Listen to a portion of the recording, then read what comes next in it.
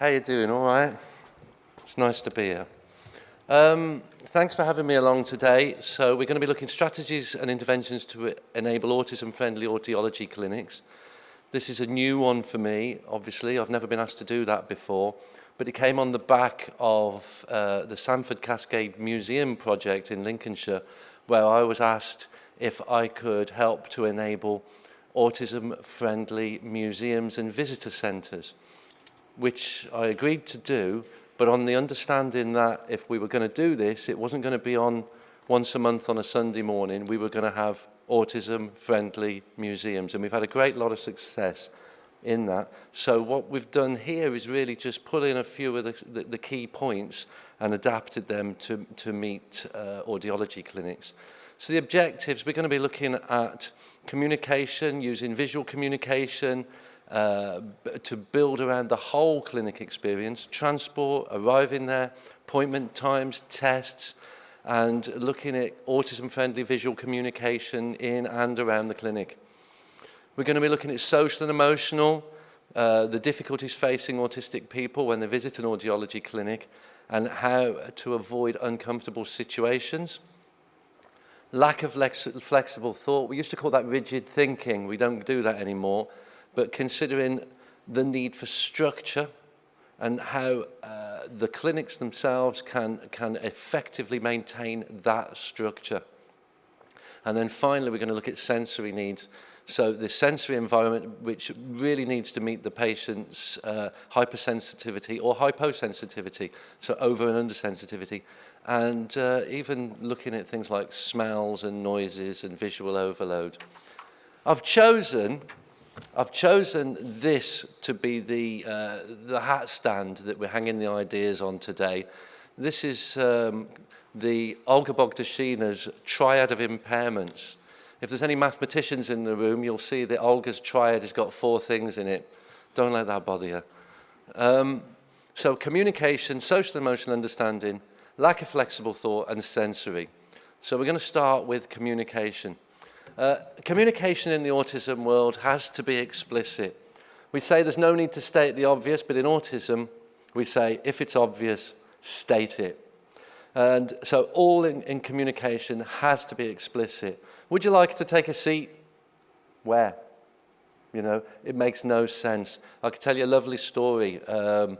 Many years ago, I was in the car going up the motorway with my partner, and she said, Andrew, there's a services there. Do you need to stop? I said, no, I'm fine.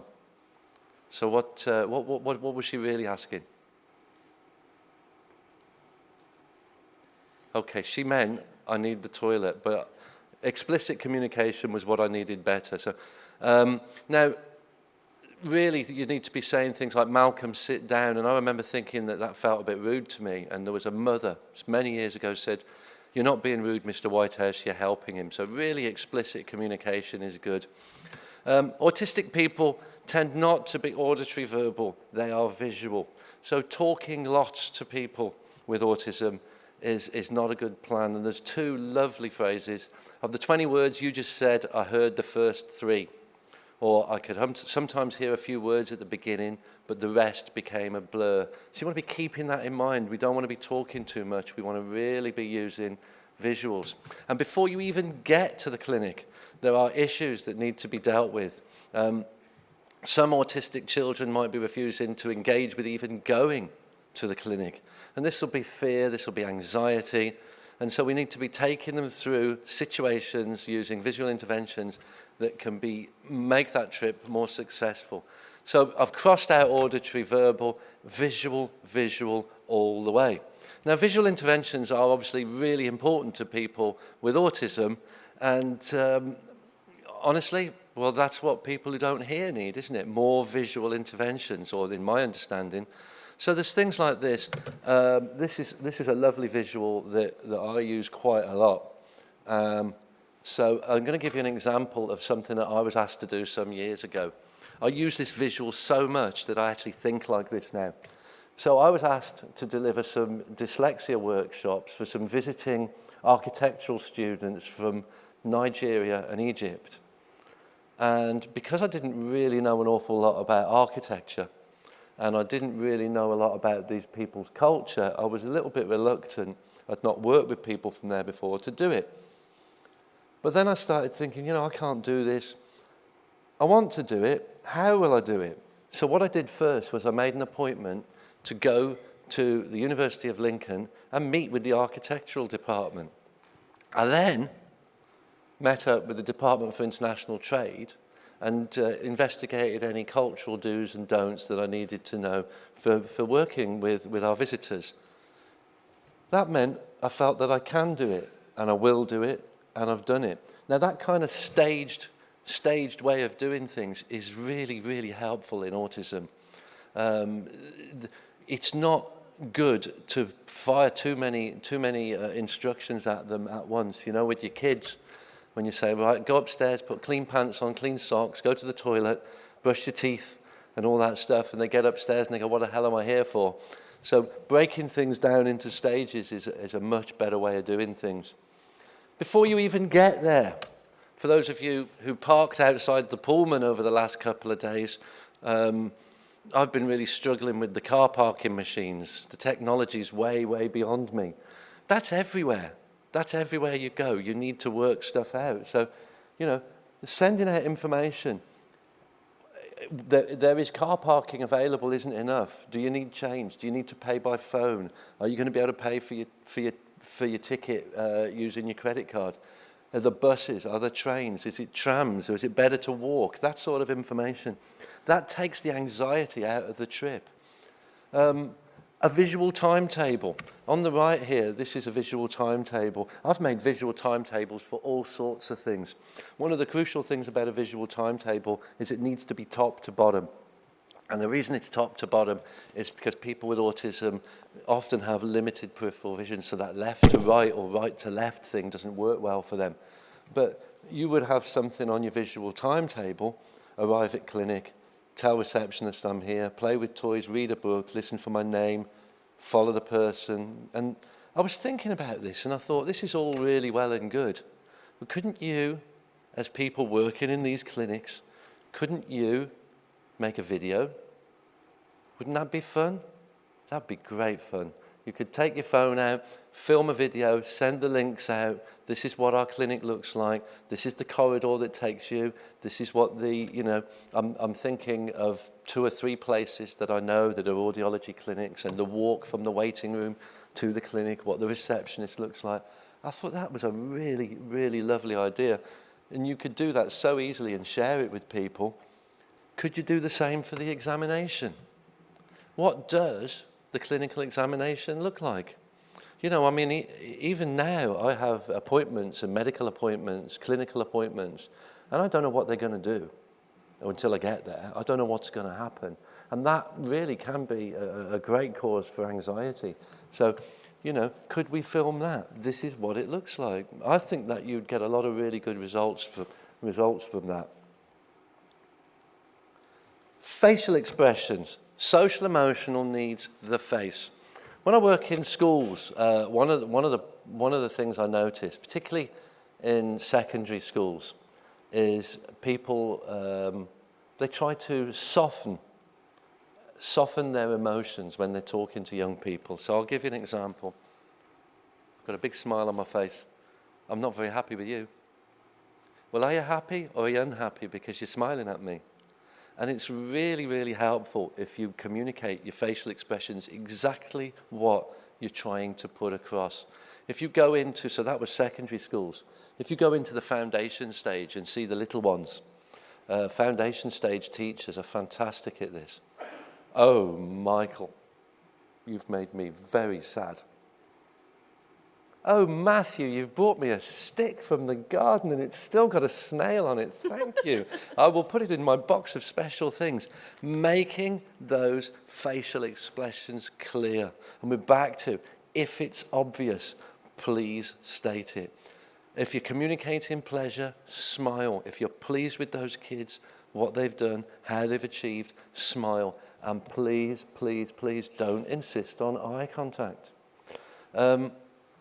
The research, a lot of the research says that people with autism, when they're making eye contact, they will make contact at a 45-degree angle from your eyes. Well, as you know, with my 4-part triad of impairments, I'm not a mathematician. But I can pretty much work out that's your lips. Well, that makes perfect sense to me. That's where the sound comes from. Yeah?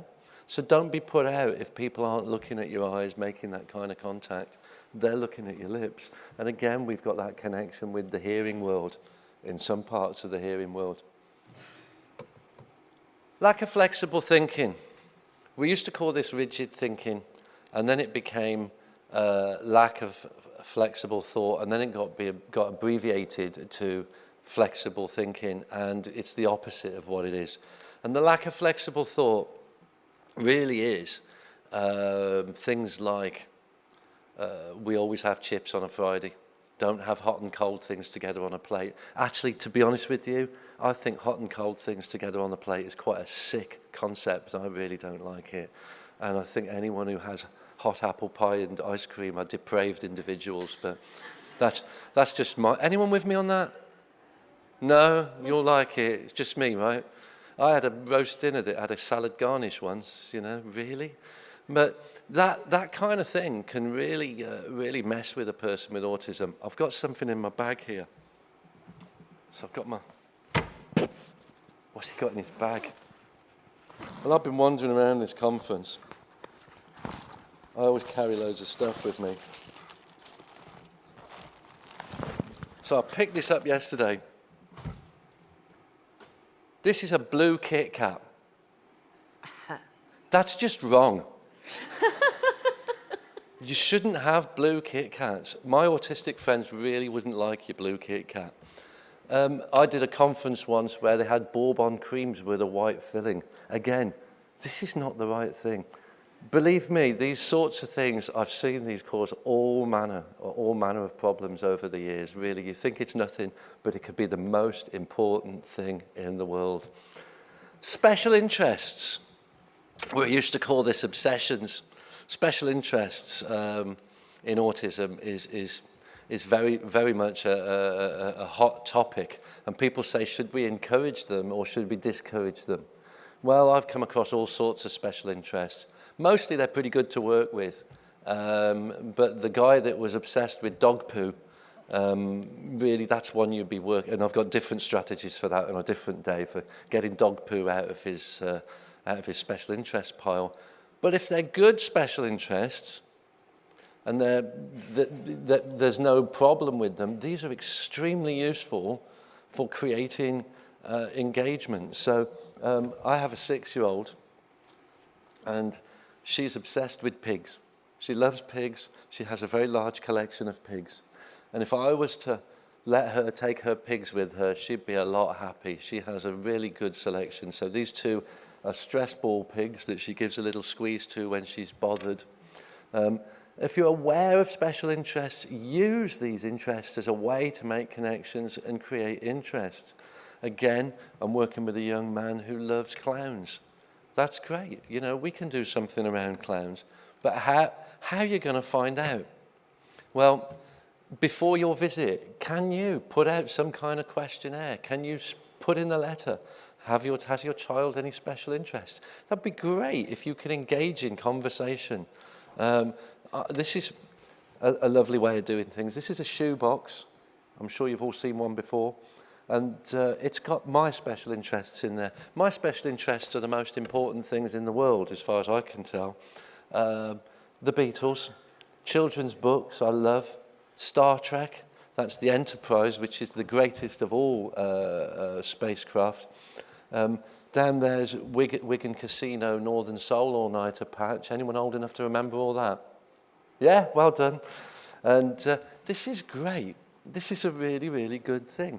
You know, could a child just put together a box of little things that make them happy to bring along with them? You'll get a lot of mileage out of that, an awful lot of mileage. Just out of interest, if they don't want to engage, I didn't have time to make that box. And so I got my kids, a couple of my kids, I said, would you put a shoebox together of some of Daddy's things that Daddy likes? So we got the wooden spoon because I do a lot of cooking and things like that. And they did it. So you could do it in a way where someone else is making their impression of what those interests are.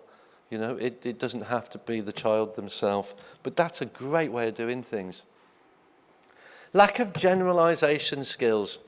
When I was when I was first working with autism, and I was a young teacher, and one of my favourite things we used to do was we'd go out on a trip, and we'd go out on a trip to the supermarket, and the supermarket trip was my absolute favourite. We used to go on a minibus, and everyone would have a shopping list of maybe one thing, a broccoli or something like that, and we'd come back and do some cooking. And we'd get to the supermarket, and the kids would all run off and start playing on the computer games and all the rest of it. And it was just good fun.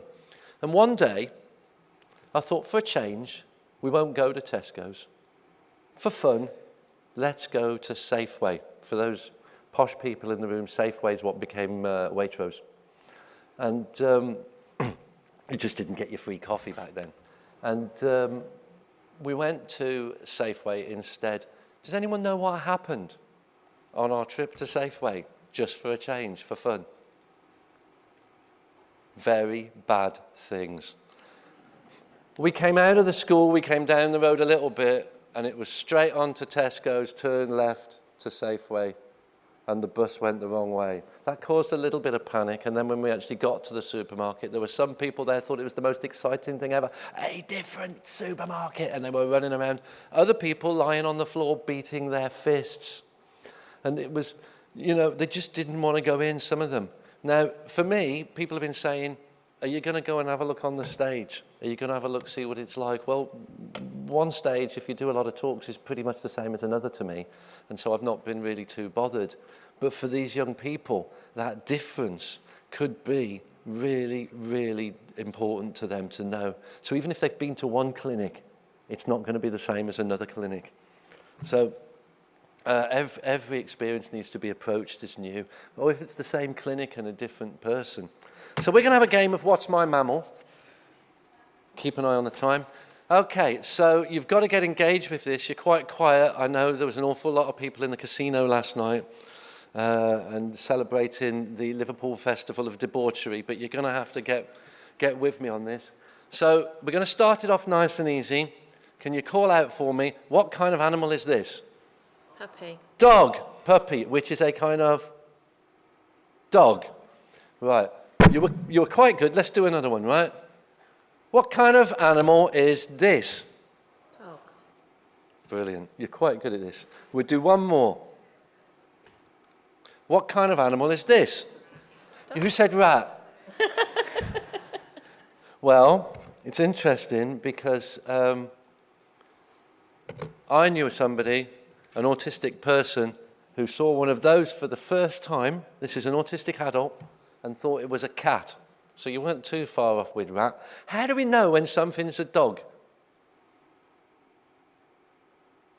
Any psychologists in the room? Put your hands up. Well done. Well done. Schemers.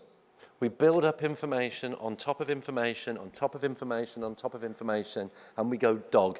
I don't know, I'm not a psychologist, I don't know, but my working is that we don't even really have to think about it. We just know it's a dog because we put all that information together. A person with autism might need a strategy, and this guy that I'm talking about needed a strategy. So what he did was he would say, dogs have got dog noses. And this guy's called Wen, and I said, Wen, bears have got noses like that. And he said, yeah, but English people don't keep bears as pets. So this is autism logic. Just for fun, by the way, I have to share, this is not part of the workshop.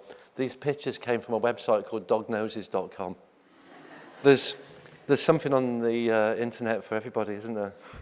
It's a fabulous place. Okay, no surprises. Boom, pow. Surprises are not, I mean, this is all pie in the sky stuff really, isn't it? Because you can't avoid surprises in life, you know, things do happen. You will get there, you will work out the car parking, and then, you know, someone will have parked a truck where you were going to park your car. We know this, or that, you know, there will be all sorts of things going on. But, you know, if you can possibly avoid surprises, that would be great. even to the point where there's going to be a different clinician on that morning. Can you drop a text?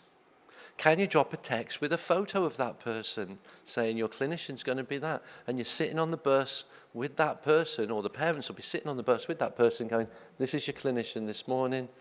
She's called Mary, and she's going to be looking after you because Dave's not there. You know, lots and lots and lots of information if you can. Avoiding those surprises. It reminds me that I took my partner away for her 50th birthday, and it was a surprise trip. How much notice do you think I had to give for a surprise trip? About 3 weeks. She had to get her hair done, get something, you know. Some people just don't like it, but in this world, it really isn't the done thing. Sensory. So, I was a bit misleading when we talked about the triad of impairments at the beginning. The triad of impairments in autism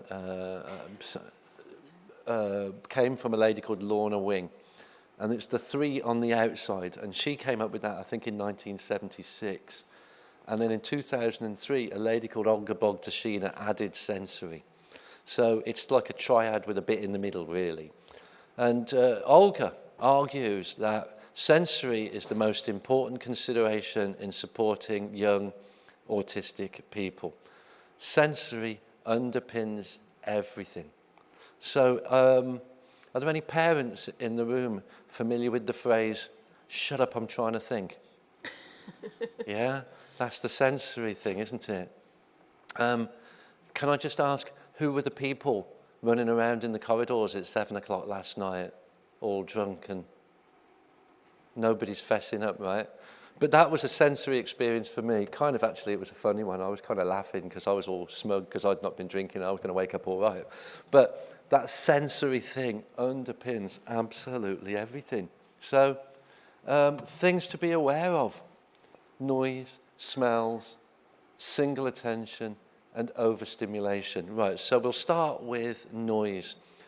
What is a little, so I can hear, I think there's a projector somewhere I can hear, and it's humming. For some people with autism, as with some people with hearing loss, that could be like a jet engine firing up, that noise. There was one of my pieces of technology in the night, about every half hour, kept buzzing. And that, in the small hours, can really sort of drive you crazy. You know how loud the quietest noises can be in the night. Smells. I'm going to talk to you about a condition called hangry in a little bit, which is a real condition. But smells can be quite tricky for people. I was told by an autistic boy, you smell like my dad after he's been to the pub.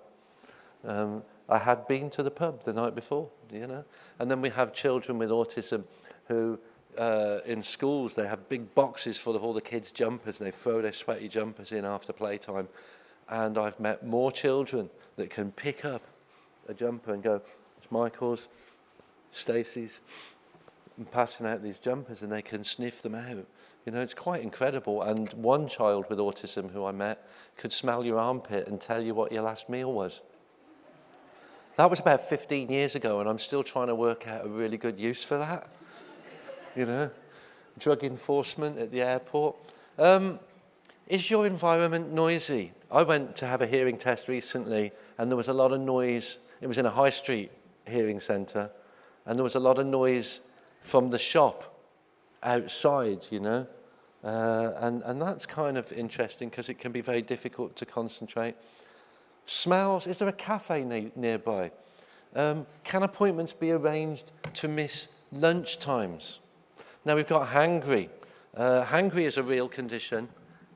It's caused by the brain releasing a chemical called neuropeptide Y. And what it is if you're hungry, it kind of, in its simplest form, puts you in a bit of a bad mood until you eat something.